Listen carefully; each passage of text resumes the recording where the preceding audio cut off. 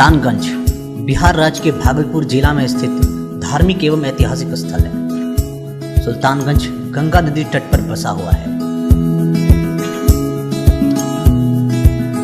यहाँ उत्तर वाहिनी गंगा होने के कारण सावन महीने में देश भर के लाखों कांवरिया गंगा स्नान कर झारखंड स्थित देवघर में बाबा बैद्यनाथ के जलाभिषेक के लिए गंगा जल लेकर यहाँ से प्रस्थान करते हैं।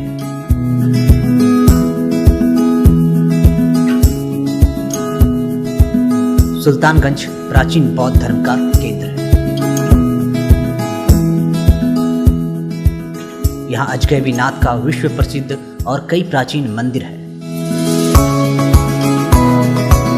मुख्य रूप से यह नगर श्रावणी मेला के लिए विश्व प्रसिद्ध है। सांस्कृतिक ऐतिहासिक धरोहरों को सहेजे सुल्तानगंज, जो कभी भागलपुर लोकसभा का अंग हुआ करता था, 2014 के नए परिसीमन में सुल्तानगंज को बांका लोकसभा क्षेत्र में शामिल कर लिया गया। सुल्तानगंज का पवित्र उत्तर वाहिनी गंगा तट का जल लेकर प्रतिवर्ष देश विदेश से आने वाले लाखों कांवड़िया बाबा बैद्यनाथ धाम जाते हैं, जहां बाबा को जलाभिषेक करते हैं। 2019 के लोकसभा चुनाव में एक यात्रा और प्रारंभ हो रही है, जो है यहां से 1200 किलोमीटर दूर स्थित लोकतंत्र का मंदिर यानी संसद का। संसद के गलियारे में जाने के लिए प्रत्याशी दिन रात एक किए हुए हैं। आइए, क्या है सुल्तानगंज के जनता का मन, क्यों और किसको वो करेंगे मत, क्या है उनका मूड, जानते हैं अंग के जनादेश में। अंग जनादेश की टीम इस वक्त मौजूद है सुल्तानगंज घाट पर। हाँ, और हमारे साथ इस वक्त मौजूद हैं पंडा बिरादरी के लोग। उनसे जानने का प्रयास करते हैं कि किन मुद्दों को लेकर वह इस बार लोकसभा चुनाव में मत का प्रयोग करेंगे। हाँ, किन मुद्दों को लेकर आप लोग लोकसभा चुनाव में मत का प्रयोग करेंगे? अभी हम देश जिस दौर से गुजर रहा है, अभी देश को सुरक्षा की ज़रूरत है और हम सोच रहे हैं कि देश ऐसे आदमी के हाथ में आवे या उसका नेतृत्व ऐसे आदमी के हाथ में आवे जो देश को सुरक्षित रख सके। उसके लिए अभी पीएम नरेंद्र मोदी की ओर हम देख रहे हैं। 5 साल में यदि बात करें, 5 साल में जो यहाँ के जनप्रतिनिधि हैं इस वक्त, उन्होंने क्या काम किया है? क्या उनके काम से आप संतुष्ट हैं? संतुष्ट तो नहीं हैं, लेकिन आशा उन्हीं से है कि वही काम करेंगे। जो इस वक्त अभी बांका लोकसभा क्षेत्र के जनप्रतिनिधि हैं, उनके काम से आप कितने संतुष्ट हैं? हम तो उनको पहचानते भी नहीं हैं, सिर्फ नाम सुने हैं उनका, आज तक तो उनको देखे नहीं हैं हम। तो जनप्रतिनिधि का चेहरा भी नहीं देखे हैं। तो अब अगले पंडा हैं, उनसे जानने का प्रयास करते हैं, क्या मुद्दा इस बार के चुनाव में, क्या राष्ट्रवाद मुद्दा रहेगा या जातिवाद? जातिवाद और नीतिगत मुद्दा सारे अपने स्थान पर हैं। हमारी प्राथमिकता राष्ट्र है और हम लोग नरेंद्र मोदी के नेतृत्व क्षमता को परख चुके हैं और हमेशा उसी के साथ हैं। नेतृत्व क्षमता नरेंद्र मोदी का इन्होंने परखा है और फिर से वो नरेंद्र मोदी को मत देने के लिए तैयार हैं और लोग हैं। लेकिन एक चीज़ है बाबा, इस बार जो है नए प्रत्याशी, बागी प्रत्याशी पुतुल देवी कहीं ना कहीं खेल बिगाड़ रही है, क्या लगता है? नहीं, उसका कोई खेल नहीं लगेगा, असर नहीं है, सिर्फ नाम का वो है असर। पुतुल देवी का कोई असर नहीं है हमारे लोग यहाँ। अपना निश्चिंत रहिए, अगर पुतुल देवी हमारे विरुद्ध भी हैं तो पुतुल देवी ऐसा कुछ नहीं कर सकेंगे कि भाजपा के नेतृत्व को घाटा लगे, क्योंकि 4 बच्चे उसके घर के हैं, एक अगर बाहर भी है तो हम उसको मनाकर वापस अपने स्थान पर ला सकते हैं। 3 अगर हमारे साथ है तो जीत निश्चित हमारी है। जातिवाद और राष्ट्रवाद के बीच की लड़ाई में लोग यहाँ राष्ट्रवाद की ओर दिख रहे हैं। यहाँ के का जो पंडा समाज है वो कहीं ना कहीं राष्ट्रवाद की ओर, और जो मोदी के विकास कार्यों को से प्रभावित होकर ये लोग मोदी जी को फिर से चुनाव में मत करके फिर से नरेंद्र मोदी के नेतृत्व में सरकार बनाना देखना चाहते हैं। हम विकास के मुद्दा पर मतलब हम वोट देंगे। किसके विकास के मुद्दे पर, राज्य सरकार या केंद्र सरकार? नहीं, हम दोनों से ना खुश हैं। खाली कागज़ पर मतलब कि घोषणा होता है और जनता के बीच मतलब ये नहीं जाता है। जनता के बीच नहीं जाता है। कागजी जितना हो जाए, शिलान्यास जितना हो जाए, लेकिन कागजी होता है, जनता के बीच नहीं जाता है। जनता के पास विकास कार्य नहीं पहुंचता है और इन मुद्दों पर ये मत करेंगे। काम तो मोटा मोटी थोड़ी थोड़ी हो भी रही है, कुछ जगह नहीं भी हो रही है। तो सरकार जो भी आती है वो अपने पक्ष को देखते हुए वो अपना फ़ायदा देख के निकल जाते हैं, 5 साल तो ख़त्म हो जाता है।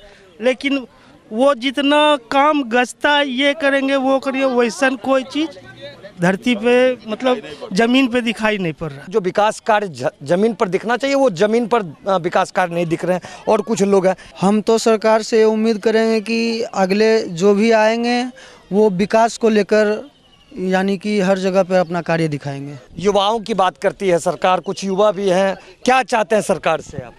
देखिए, सरकार जो केंद्र में अच्छा है वो सरकार चाहिए और विकास भी चाहिए जनता को, और काम अच्छा होना चाहिए वो सरकार हमें चाहिए।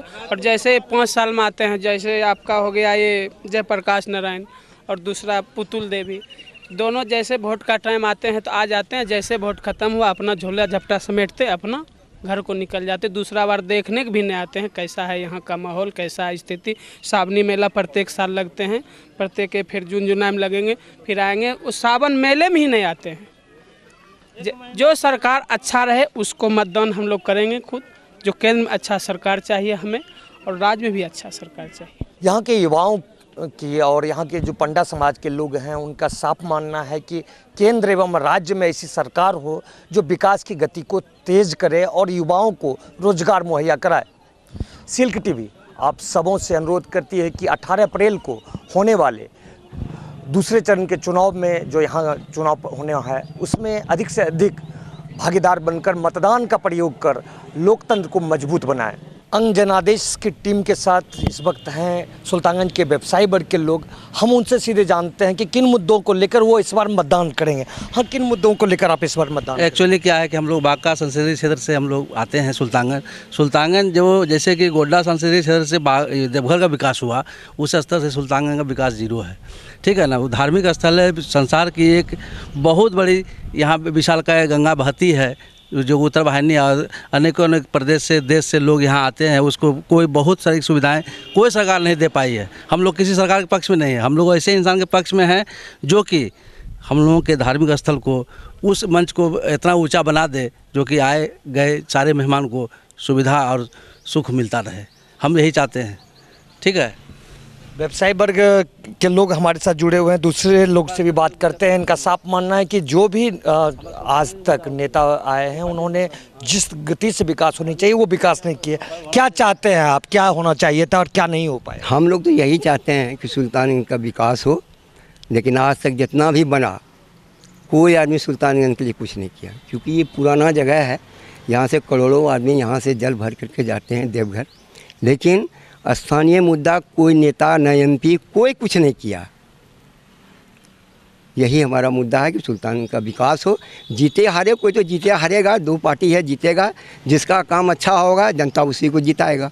हम लोग क्या चाहेंगे, हम लोग तो विकास के लिए चाहते हैं, जो कि विकास हो। धर्म स्थल है सुल्तानगंज, बहुत नामी है, मतलब इतना नामी है कि इतना भीड़ होता है कि कम से कम चाहिए, कम से कम यहाँ पर कोई साधन नहीं है, पानी का नहीं है, न रोड चलने का साधन नहीं है, इसीलिए कि वो आदमी को बहुत, व्यवसायी को बहुत दिक्कत होता है चलने में। क्या आकांक्षा है सरकार से? देखिए, यहाँ विकास हुई है, रोड हुआ, पानी हुआ, हर तरह का बिजली हुआ, विकास हुई है। जब से मोदी सरकार आई है विकास ही विकास हुआ है। और जब मेला लगता है यहाँ तो उसमें भी व्यवस्था अच्छा रहता है, यहाँ से देवघर तक बढ़िया रहता है।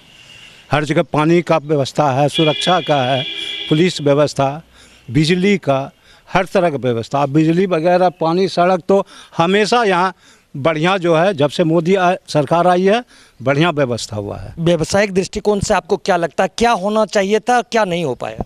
सबसे पहले यात्रियों को, बाहर से आने वाले ठहरने वालों को एक बढ़िया सरकारी धर्मशाला हो जिसमें पानी, महिलाओं के लिए बाथरूम और ये गंगा घाट के किनारे भी बाथरूम की व्यवस्था हो, जो महिलाओं को काफ़ी कष्ट होता है ठहरने में। रात को बिजली की व्यवस्था घाट पर नहीं होती है, जो कि संपूर्ण घाट में लोग जाते हैं, ठहरते हैं लोग 2 घंटा 4 घंटा रात में, उनकी सुरक्षा और सुरक्षा में रहती है। पुलिस व्यवस्था रहती है, लेकिन कितना पॉकेटमारी होता है, छिनतई होता है। लोग बाहर से रुपया पैसा लेके, गरीब गुरबा हर लोग, हर तबके के लोग आते हैं जो लेकिन काफ़ी असहज महसूस करते हैं। हमने यही पाया है। व्यवसायी वर्ग के लोग भी हैं, लेकिन उनका जो मुख्य रूप से रुझान है कि यह ऐतिहासिक दृष्टिकोण से बहुत ही पूरे देश विदेश में इसका नाम है, इसलिए यहाँ का जो है जो सावनी मेला लगता है उसमें व्यवस्था दुरुस्त होनी चाहिए। हमारे साथ एक और व्यवसायी वर्ग के लोग हैं, उनसे जानते हैं किस आधार पर इस बार मतदान करेंगे आप? आधार यही है सर, हम लोग को सुल्तानगंज के लिए नहीं मरना है। अगर सुल्तानगंज सही होगा, बगल सही होगा तो सुल्तानगंज ऑटोमेटिक सही हो जाएगा। कोई भी आवे वो सब पर ध्यान दे, सब पर ध्यान देगा तो हम अपने आप ठीक हो जाएंगे। सिर्फ सुल्तानगंज को नहीं देखना है, हम इसी आधार पे वोट देंगे। सबों के विकास को लेकर जो भी जनप्रतिनिधि आगे बढ़ेगा, यहाँ के व्यवसायी उनको मतदान करेंगे।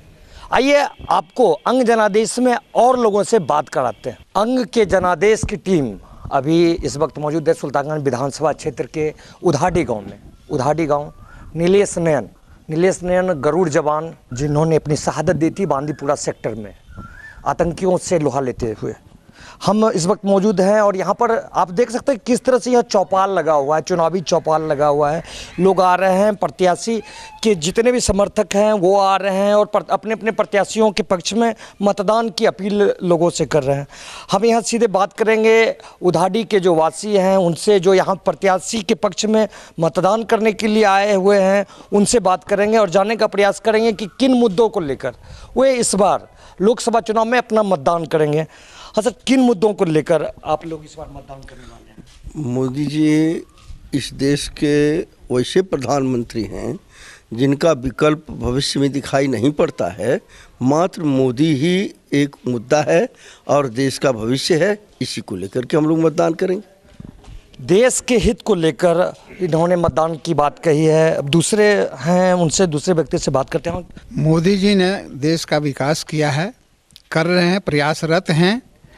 हमारी जो मनोभावना है उन्होंने बहुत ऊंचा किया है। एक गौरव की बात है कि हमें ऐसे प्रधानमंत्री मिले हैं जिन्होंने हमारा नाम दुनिया में, भारत का नाम दुनिया में रोशन किया है। उनके विकास कार्य को लेकर, उनकी समर्पित भावना को लेकर कि वो समाज के लिए अपने को आप समर्पित करते हैं, इसलिए हम लोग उन्हें चाहते हैं कि पुनः उन्हीं वो प्रधानमंत्री बने और देश का विकास हो। साथ ही साथ हमारे नीतीश कुमार भी जो हैं वो भी हमारे बहुत काम सुचारू रूप से कर रहे हैं, हर क्षेत्र में विकास कर रहे हैं, बिजली हो, पानी हो, नल हो, जल हो। इसलिए हम लोग उनके कैंडिडेट को वोट देना चाहते हैं। केंद्र एवं राज्य सरकार द्वारा किए जा रहे विकास कार्यों को देखते हुए यहाँ के लोग मतदान करेंगे। अब हमारे साथ मौजूद हैं अमरपुर से भाजपा प्रत्याशी रहे डॉक्टर मृणाल शेखर। उनसे जानते हैं कि किस तरह वो लोगों के बीच जा रहे हैं और किन उम्मीदों के साथ, किन वादों और विकास की बात को लेकर वो लोगों के संपर्क में है। ये चुनाव कोई गांव के प्रधान का चुनाव नहीं है, ये देश के प्रधान का चुनाव है। और पहली बार ऐसा होगा देश में जो राष्ट्रवाद के मुद्दे पर चुनाव लड़ा जाएगा, विकासवाद के मुद्दे पर चुनाव लड़ा जाएगा। और पहली बार ऐसा होगा कि नेताओं से ज़्यादा जनता खुद मोदी जी का प्रचार कर रही है। मैं इतना ही कहना चाहूँगा कि एक ऐसा है प्रधानमंत्री का उम्मीदवार हमारे सामने जो सदन में आंख मारकर सदन की गरिमा को गिराता है, और एक तरफ ऐसा प्रधानमंत्री मोदी हैं जो दुश्मनों को आंख दिखाकर भारतवर्ष के लोगों का सम्मान बढ़ाते हैं। जातिवाद या विकासवाद, क्या मुद्दा रहेगा? जातिवाद हमारे देश के लिए एक अभिशाप है, जिसे हम युवाओं से अनुरोध करना चाहेंगे कि इस बार के लोकसभा में हम लोग ऐसे खुलकर देश और राष्ट्र हित में मतदान करें कि जातिवाद यहाँ से लगभग प्राय समाप्त हो जाए। जातिवाद पर चोट करना है, राष्ट्रवाद पर वोट करना है, ऐसे कुछ युवा बात कर रहे हैं। आप किन मुद्दों को लेकर, किन बात को लेकर इस बार मतदान करेंगे? हम इसलिए मतदान करते हैं कि जो आज तक कोई नहीं किया था यहाँ, वो मोदी जी ने सारे जनता को दिखाया। दूसरा बात, हमारा मेन उद्देश्य ये है कि आने वाला समय में अमरपुर विधानसभा का किरण बनेगा मृणाल शेखर। यहाँ प्रत्याशी के पक्ष में मतदान करने के लिए नेता आ रहे हैं और कार्यकर्ता बातें कर रहे हैं यहाँ के लोगों से। आपको अगले विधानसभा की ओर ले जाएगी और अगले विधानसभा में आपसे फिर मुलाकात होगी। तब तक के लिए दीजिए आज्ञा। लेकिन एक अपील आप सबों से है कि 18 अप्रैल को होने वाले चुनाव में आप अपने मत का अवश्य प्रयोग करें। लोकतंत्र को मजबूत बनाने के लिए अपना मतदान का प्रयोग आप अवश्य करें।